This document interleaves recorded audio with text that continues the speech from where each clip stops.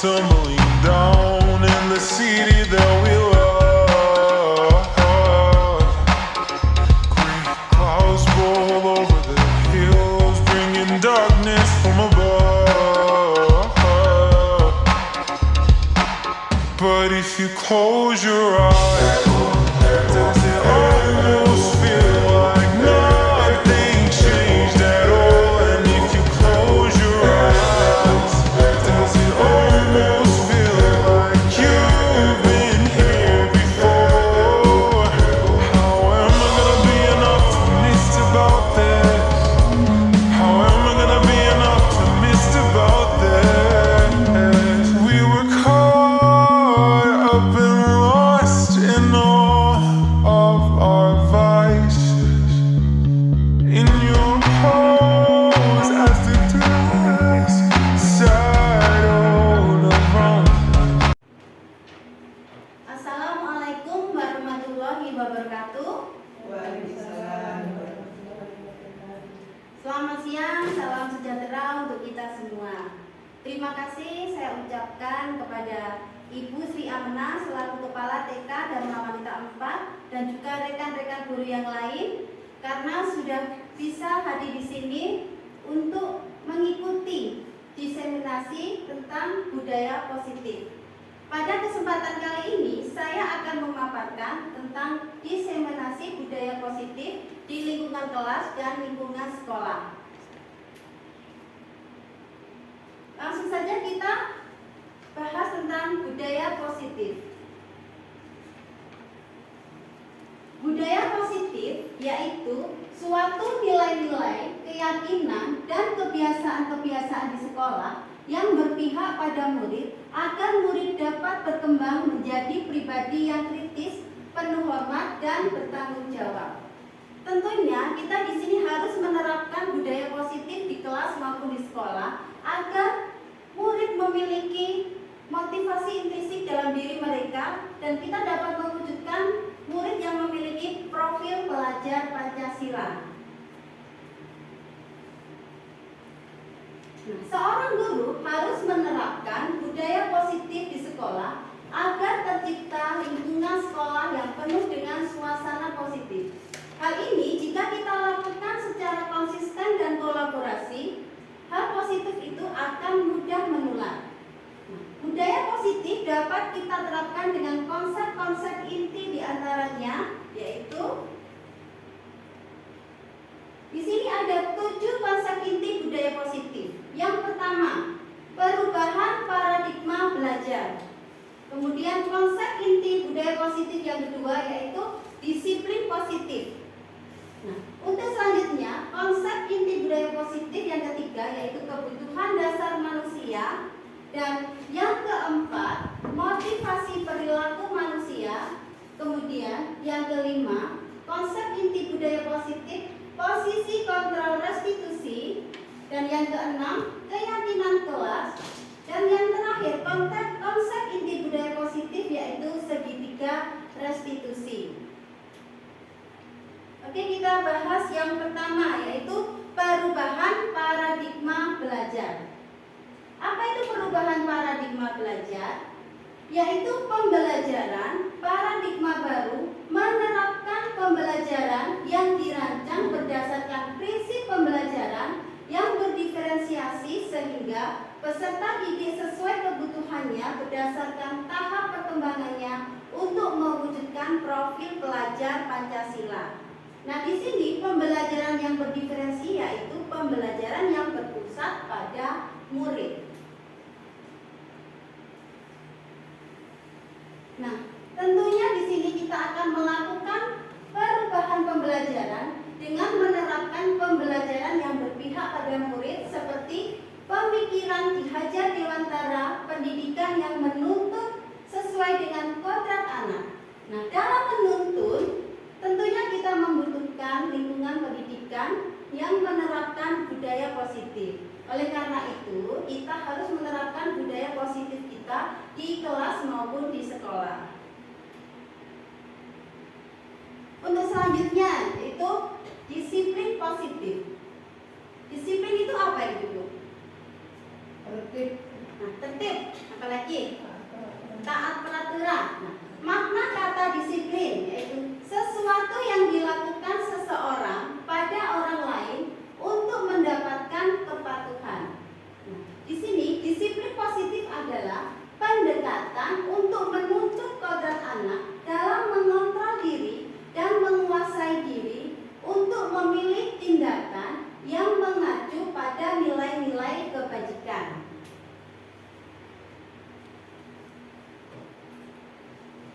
Sebagai pendidik, tujuan kita adalah menciptakan anak-anak yang memiliki disiplin diri, sehingga mereka bisa berperilaku dengan mengacu pada nilai-nilai kebajikan universal dan memiliki motivasi intrinsik dalam diri mereka. Nah, nilai-nilai kebajikan universal bisa berupa antara lain apa itu, Bu? Keadilan, keselamatan, tanggung jawab, kejujuran, rasa syukur, lurus hati, berprinsip, integritas, kasih sayang, berkomitmen, percaya diri, kesabaran, keamanan. Ini masih bisa kita tambahkan. Apalagi disiplin, kesopanan, kerapian. Ini juga termasuk nilai-nilai dari kebajikan universal. Dan masih banyak lagi yang lainnya, nilai-nilai yang lainnya. Nah, untuk selanjutnya, kebutuhan dasar manusia. Apa itu kebutuhan dasar manusia? Yaitu segala sesuatu yang kita lakukan untuk mendapatkan apa yang kita inginkan. Seluruh tindakan yang kita lakukan memiliki tujuan tertentu, dan semua usaha terbaik yang kita lakukan adalah dalam rangka agar kebutuhan dasar kita terpenuhi dengan baik. Ada 5 kebutuhan dasar manusia. Apa saja, Ibu? Yang pertama, kebutuhan dasar manusia yaitu bertahan hidup. Contohnya seperti apa? Makanan, pakaian, tempat tinggal, keamanan dan kesehatan. Dan selanjutnya, kebutuhan dasar manusia yang kedua yaitu berupa kasih sayang dan rasa ingin diterima. Contohnya seperti apa? Dipedulikan. Kita tentu ingin dipedulikan dengan yang lainnya. Terus apa lagi, Bu? Berbagi, kerjasama, dan menjadi bagian kelompok lainnya. Dan kebutuhan dasar manusia selanjutnya yaitu penguasaan. Nah, seperti apa contohnya penguasaan itu? Harga diri, keinginan untuk dianggap, memimpin, berprestasi, diakui, dan didengar. Untuk selanjutnya kebutuhan dasar manusia yaitu kebebasan. Contohnya seperti apa, Bu? Mandiri, kita ingin mandiri, kita ingin bebas, kita ingin mandiri. Kemudian apa lagi? Memiliki pilihan. Tentunya kita semua itu pasti mempunyai pilihan sendiri-sendiri. Terus apa lagi, Bu? Mencoba hal yang baru, mampu mengendalikan arah dalam dirinya. Dan kebutuhan dasar manusia yang terakhir yaitu kesenangan. Kesenangan yaitu kebutuhan kita untuk bersenang-senang, untuk menyenangkan diri kita sendiri. Apa, Bu? Bermain, humor, antusias, dan tertawa. Nah, untuk selanjutnya yaitu motivasi perilaku manusia. Motivasi merupakan dorongan yang timbul dalam diri seseorang secara sadar atau tidak sadar untuk melakukan suatu tindakan dengan tujuan tertentu. Nah, perilaku yang ditunjukkan manusia memiliki motivasi dan tujuan. Di sini motivasi dibagi menjadi 2, yaitu ada motivasi internal dan ada motivasi eksternal. Motivasi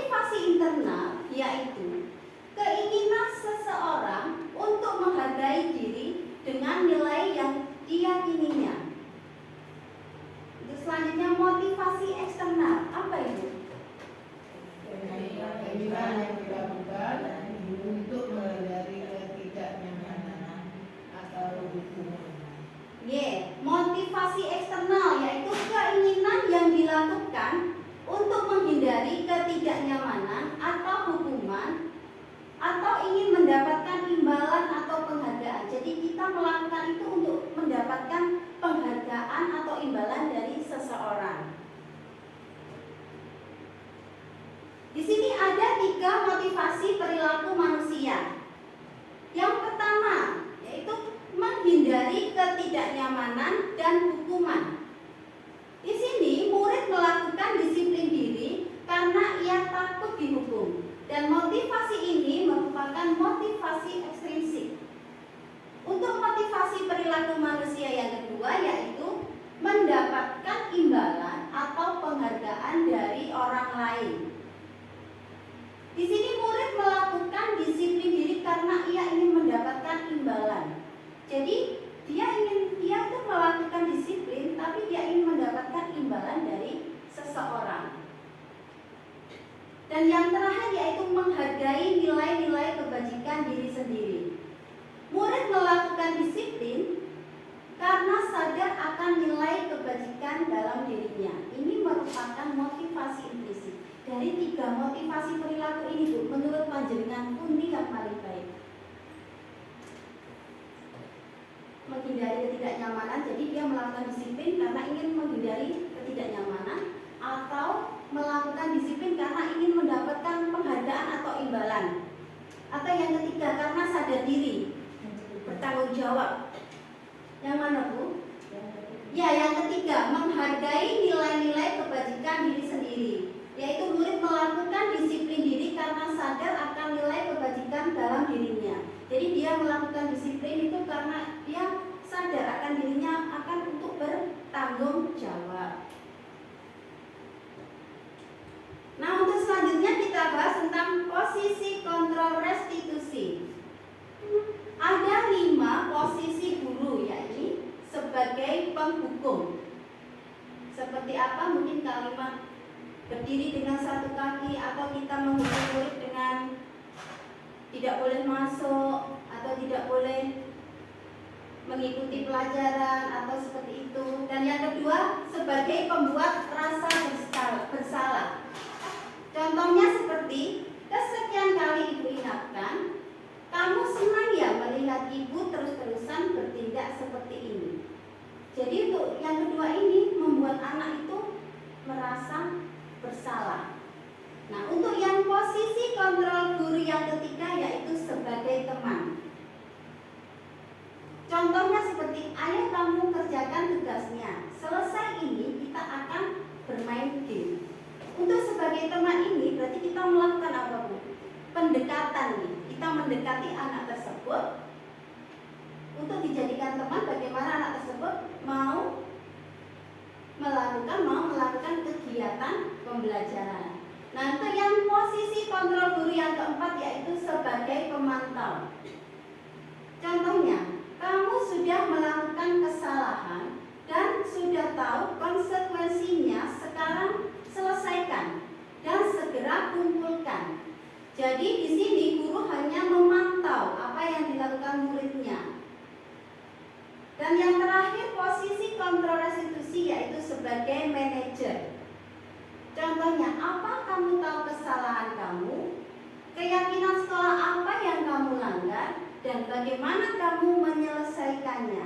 Nah, dari kelima posisi kontrol guru ini biasanya kita menggunakan yang mana? Yang sehari-hari kita gunakan.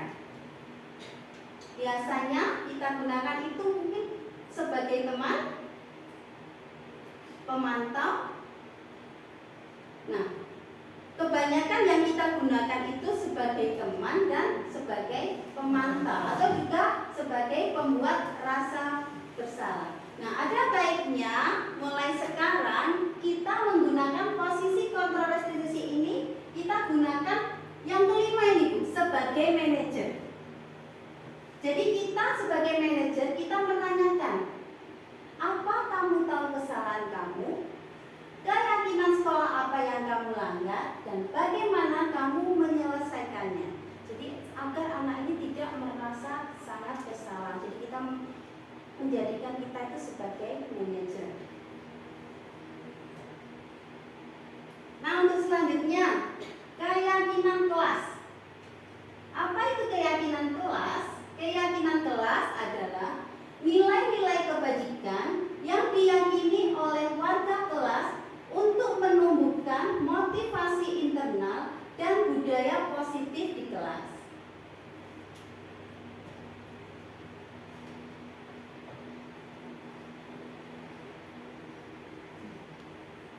Konsep inti yang terakhir yaitu segitiga restitusi.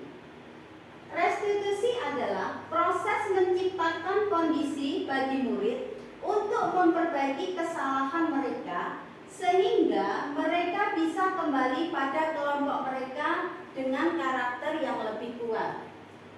Nah, segitiga restitusi adalah suatu proses atau dialog yang dihasilkan guru atau orang tua agar dapat menghasilkan murid yang mandiri dan bertanggung jawab. Nah, dari sini kita akan membahas tentang 3 tahapan segitiga restitusi. Ada 3 tahapan segitiga restitusi. Yang pertama yaitu menstabilkan identitas. Yang kedua, validasi tindakan yang salah. Dan kemudian yang ketiga, menanyakan keyakinan. Jadi untuk menangani permasalahan pada murid, kita bisa menggunakan 3 tahapan segitiga restitusi. Segitiga restitusi tadi apa, Bu? Yaitu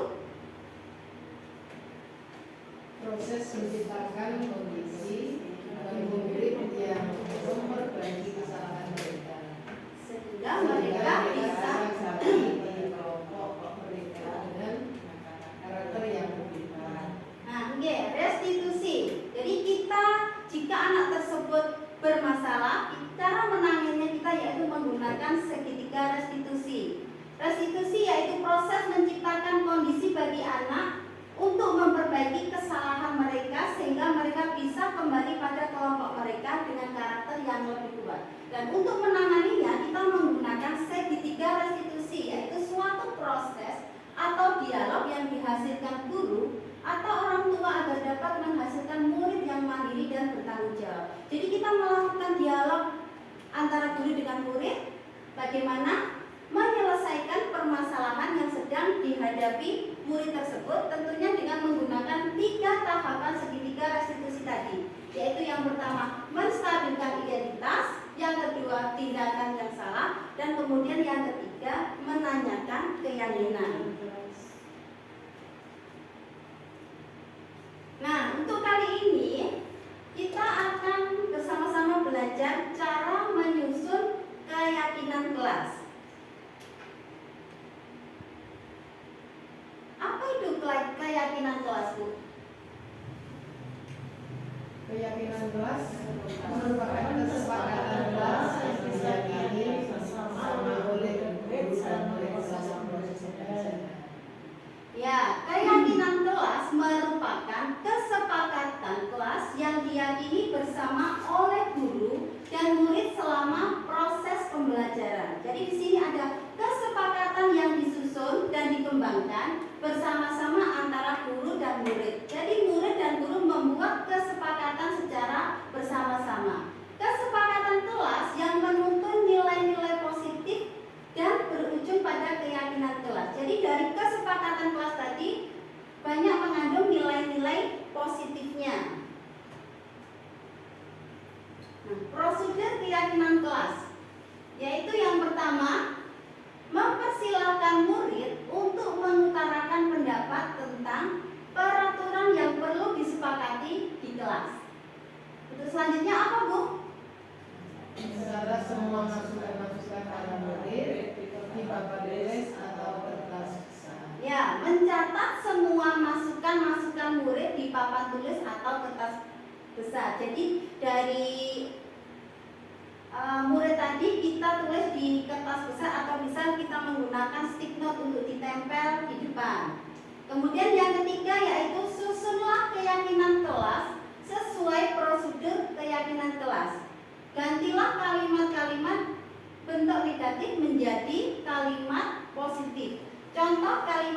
negatif yaitu jangan berlari di kelas. Kalimat positifnya yaitu berjalanlah di kelas. Kemudian kita bisa meninjau kembali pendapat yang sudah dicatat. Mungkin akan masih banyak berupa peraturan-peraturan. Ajak murid untuk menentukan nilai kebajikan atau keyakinan yang dituju dari peraturan tersebut. Nah, di sini kita bisa meninjau ulang keyakinan kelas secara bersama-sama. Kita bisa meninjau bersama murid kita. Sebaiknya tidak terlalu banyak. Bisa berkisar antara 3 sampai 7 prinsip keyakinan. Jadi di sini kita bisa membuat 3 atau sampai 7. Jika terlalu banyak, murid akan sulit mengingatnya dan akibatnya keyakinan kelas kita akan sulit untuk dijalankan.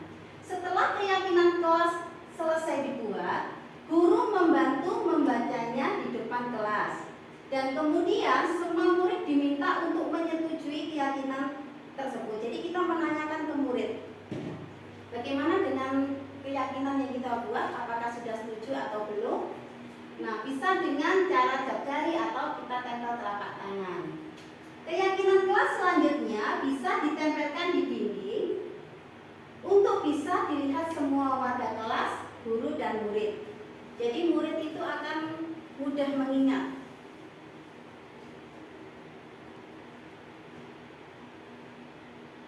Nah, sebelum menuju keyakinan kelas, terlebih dahulu biasanya kita membuat peraturan kelas.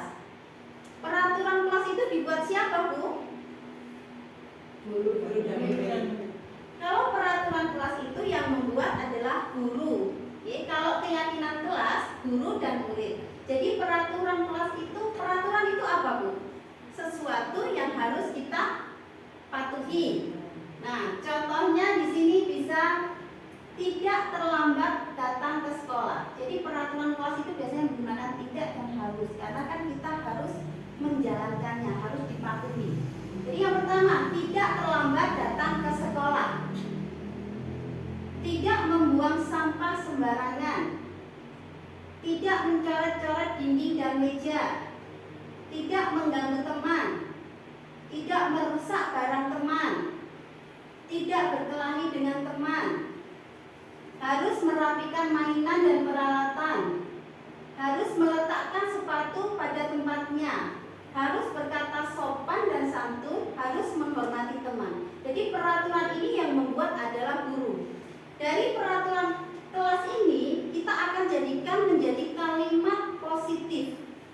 Contohnya mungkin tidak terlambat datang ke sekolah, bisa kita ganti dengan datang tepat waktu. Tidak membuang sampah sembarangan. Membuang sampah pada tempatnya. Kemudian tidak mencoret-coret dinding dan meja. Kita ubah menjadi kalimat positifnya, menjaga kebersihan. Tidak mengganggu teman. Menyayangi. Saling menyayangi.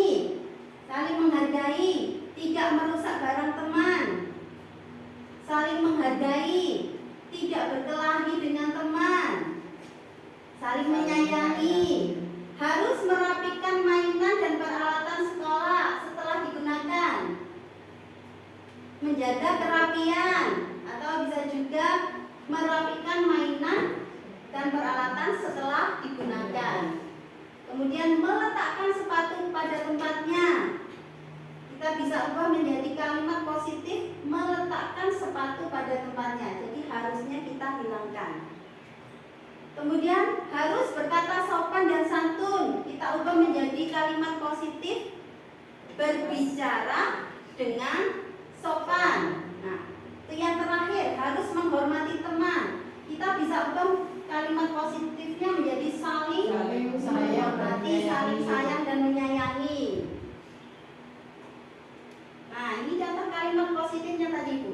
Datang tepat waktu, bisa disiplin waktu, menjaga kebersihan. Dari 10 peraturan tadi, kita jadikan satu kalimat positifnya.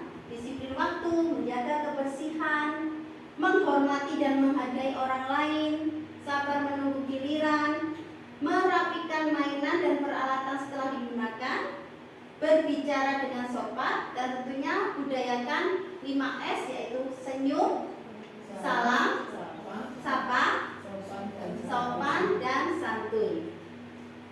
Dari kalimat positif ini, nah, kita akan membuat keyakinan kelas. Dari disiplin waktu tadi, kita buat dari 10 peraturan tadi, kita jadikan kalimat positif. Dari kalimat positif kita jadikan 7 keyakinan kelas yang telah kita sepakati bersama murid. Yaitu contohnya seperti datang tepat waktu. Kemudian apalagi Bu? Membuang sampah pada tempatnya. Saling menghormati dan menghargai. Kemudian yang keempat, merapikan mainan setelah digunakan. Selanjutnya, meletakkan sepatu pada tempatnya. Yang keenam, berbicara dengan sopan. Dan yang terakhir, saling bekerja sama dan tolong menolong. Jika 7 ini kebanyakan, kita bisa menggunakan 6 saja. Nanti kita sesuai kesepakatan antara murid dan guru. Nah, dari keyakinan kelas tadi tentunya mengandung nilai-nilai kebajikan. Datang tepat waktu. Nilai kebajikannya apa, Bu? Disiplin. Membuang sampah pada tempatnya. Ya, menjaga kebersihan. Saling menghormati dan menghargai. Nilai kebajikannya? Menghormati dan menghargai. Merapikan mainan setelah digunakan. Bertanggung jawab. Terus yang kelima, meletakkan sepatu pada tempatnya. Nilai kebajikannya apa, Bu? Bertanggung jawab atau bisa disiplin. Dan yang keenam, berbicara dengan sopan. Nilai kebajikannya yaitu kesopanan. Dan yang terakhir, saling bekerja sama dan tolong menolong. Nilai kebajikannya yaitu gotong royong. Nah, dari 7 nilai ini kita bisa membuat poster. Ini nanti kita bisa tempelkan di dinding. Ini saya membuat 6, Bu. Jadi 7 terlalu banyak untuk anak usia dini, jadi saya buat kesepakatan menjadi 6, yaitu keyakinan kelas TK Dharma Wanita 4 Wonosalam. Yang pertama, datang tepat waktu, membuang sampah pada tempatnya, saling menghormati dan menghargai, kemudian merapikan mainan setelah digunakan, meletakkan sepatu pada tempatnya, dan yang terakhir berbicara dengan sopan. Nah, inilah keyakinan kelas. Keyakinan kelas ini kita gunakan untuk menangani permasalahan yang dihadapi anak, tentunya dengan menggunakan segitiga restitusi tadi dan keyakinan kelas ini. Jadi kita akan mengingatkan anak jika anak tersebut melanggar peraturan atau menghadapi masalah. Keyakinan apa yang kamu langgar? Jadi kita bisa menunjukkan. Anak mudah mengingat dari beberapa keyakinan kelas ini. Nah, dengan keyakinan kelas, dengan menerapkan budaya positif di kelas dan di sekolah, itu akan mewujudkan anak yang memiliki profil pelajar Pancasila dan akan tumbuh motivasi intrinsik dalam diri anak tersebut. Nah, semoga dengan adanya budaya positif di sekolah ini menjadikan murid-murid kita semakin mengenal budaya positif dan memiliki motivasi intrinsik dalam diri mereka. Terima kasih Ibu-Ibu atas waktu yang telah diberikan. Saya sampaikan terima kasih banyak juga kepada Bu Sri Amena, kepada rekan-rekan guru yang lainnya. Terima kasih atas waktunya dan saya akhiri. Wassalamualaikum warahmatullahi wabarakatuh. Selamat siang. Salam untuk kita semua. Selamat pagi Erlan. Erlan tahu kenapa Ibu panggil? Tidak tahu. Ibu mendapat laporan kalau Erlan merebut dan merusak mainan api. Apa benar? Iya, Bu. Nah, merusak mainan teman merupakan perbuatan baik atau perbuatan buruk, Erlan? Buruk. Perbuatan buruk? Iya. Erlan, setiap orang pasti punya kesalahan. Bu Kenny juga pernah melakukan kesalahan, tapi Bu Kenny tidak ingin Erlan mengulangi kesalahan yang sama. Iya, Bu. Erlan pasti punya alasan kenapa Erlan merebut dan merusak mainan Abi. Karena ada di rumah tapi gak punya. Nggak boleh pinjam. Nah, yang dilakukan Erlan itu boleh-boleh saja. Tetapi Erlan juga harus tahu untuk menghormati teman agar tidak merasa terganggu, ya. Erlan, Ibu tahu Erlan ingin meminjam mainan Abi, tapi Erlan ingat tidak dengan keyakinan kelas kita? Iya, Bu. Ingat? Nah, salah satunya apa? Kita harus menghormati teman. Nah, yang dilakukan Erlan tadi menyimpang atau tidak dari keyakinan kelas? Iya. Nah, Erlan bersedia tidak untuk memperbaiki hubungan dengan Abi? Bersedia. Pinter. Nah, apa yang harus dilakukan Erlan sekarang? Meminta maaf, pinter. Nah, bagus anak. Erlan anak yang baik dan bertanggung jawab. Kalau begitu, silahkan Erlan meminta maaf ke Abi ya. Selamat pagi, Elvan. Elvan, kenapa kamu tadi membuang sampah sembarangan? Iya, Bu. Karena mau. Nah, coba duduk sini. Elvan, membuang sampah sembarangan termasuk perbuatan baik atau tidak? Tidak. Nah, Elvan, setiap orang pasti punya kesalahan. Bu Kenny juga pernah melakukan kesalahan, tapi Bu Kenny tidak mau Elvan mengulanginya lagi. Elvan pasti punya alasan kenapa Elvan tadi membuang sampah sembarangan. Ya, karena males. Nah, Elvan, apakah kamu ingat dengan keyakinan kelas kita? Nah, coba sebutkan apa? Yaitu menjaga kebersihan. Kalau begitu, tindakan Elvan membuang sampah sembarangan tadi sama tidak dengan keyakinan kelas? Ya. Nah, lantas bagaimana untuk mengatasinya, Elvan? Elvan harus bagaimana? Membuang sampah di tempatnya, pintar. Yakin Elvan bisa melakukannya? Iya. Nah, baiklah Elvan, kita telah berdiskusi menyelesaikan permasalahan Elvan. Ibu berharap Elvan mau bertanggung jawab, ya? Iya. Dan sekarang silahkan kembali ke kelas. Iya, Bu.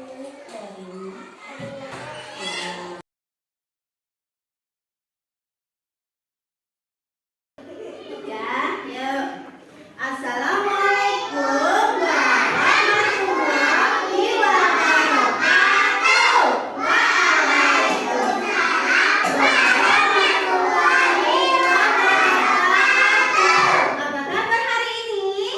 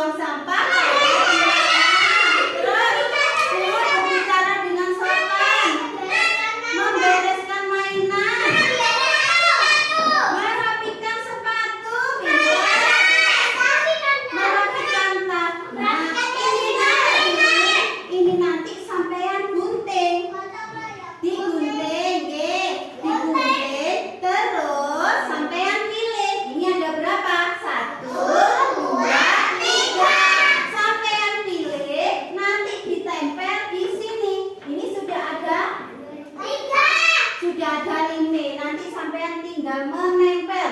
Nanti kalau sudah digunting, ini ditempel di sini. Apa ya ini ya? Datang tepat waktu. Nanti sampai yang menempel di sini. Bisa? Bisa. Sekarang silakan ambil gunting dulu satu-satu. Ambil gunting. Gantian, gantian. Gantian.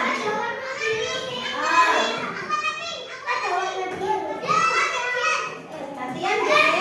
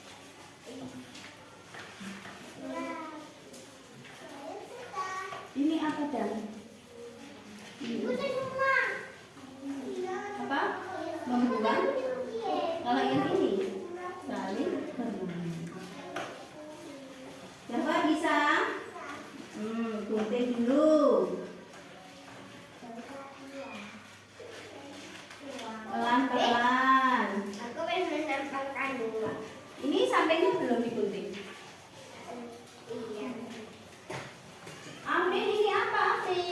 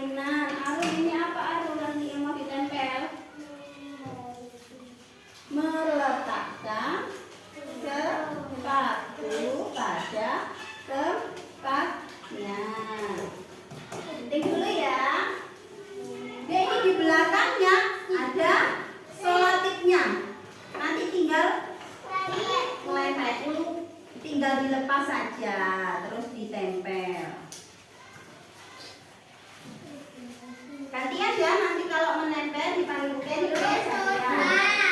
Yang sudah, sampahnya dibuang di tempat sampah.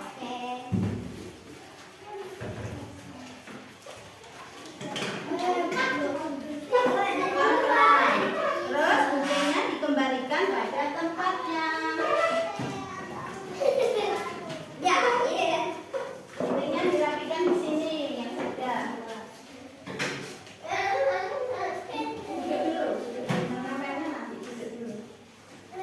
Sampahnya Mas Alfa. Ya ini pinggirnya juga digunting. Yang putih-putih ini digunting. Ini punya siapa? Ini kok belum digunting?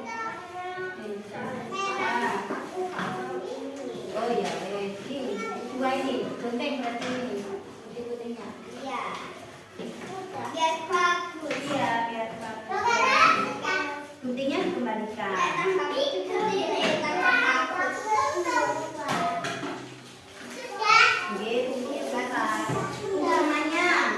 Sampahnya jangan lupa, sampahnya. Mana buang tempat sampah, sampahnya. Terus setelah itu guntingnya dirapikan lagi. Masih semangat? Masih. Mana semangatmu?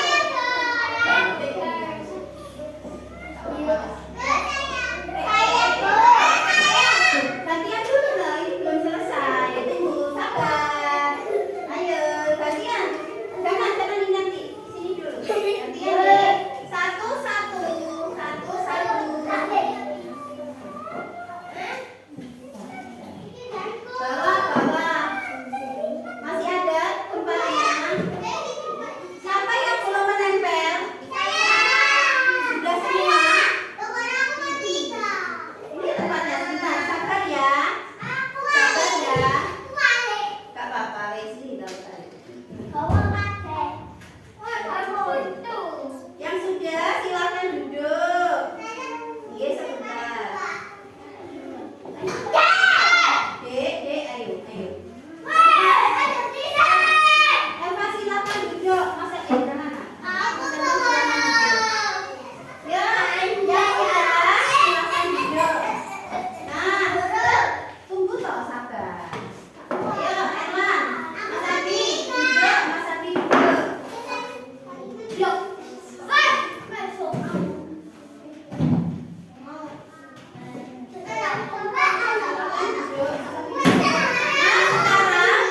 Jihan dulu.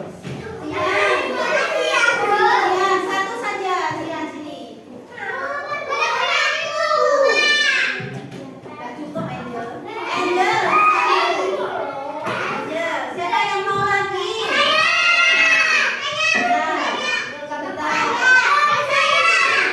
Sebentar. Seraya bisa. Sampai masih tak? Ada lagi yang buat? Nah, siapa sih? Bisa? Udah, sekarang duduk. Udah cukup ya, duduk sekarang. Siapa? Sekarang didengarkan.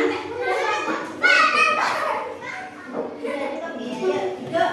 Udah, tangan dilipat. 1, 2, 3, 4. Kembalikan dulu Mas Ervan. Kita belajar dulu. Mas Ervan tempatnya mana? Dipegang dulu, dipegang. Nah, Mas Ervan. Gimana duduknya? Duduknya yang sopan. Nah, ingatkan ya, mana semangatmu? Sampaian dek, kalian sudah menempel keyakinan kelas. Ini ada buahnya. Kita hitung sama-sama. 1, 2, 3, 4, 5, 6, 7, 8, 9,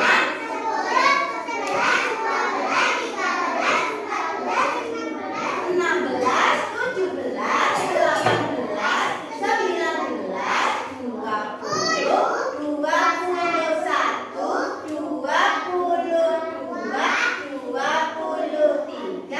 24. Ada berapa banyaknya? 24 keyakinan kelas. Ada yang sama? Warna apa? Hijau. Yang hijau ada berapa?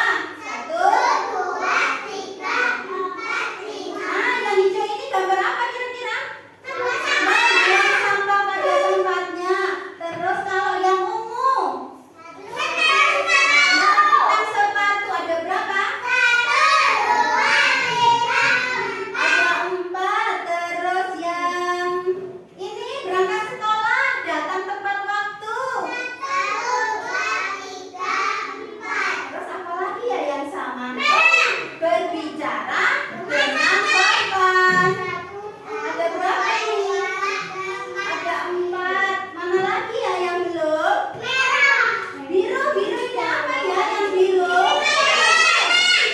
Merapikan mainan setelah digunakan. Ada berapa? 3. Mbak Jihan duduknya Mbak Jihan. Nah, dari semua ini dek, kan ini banyak yang sama.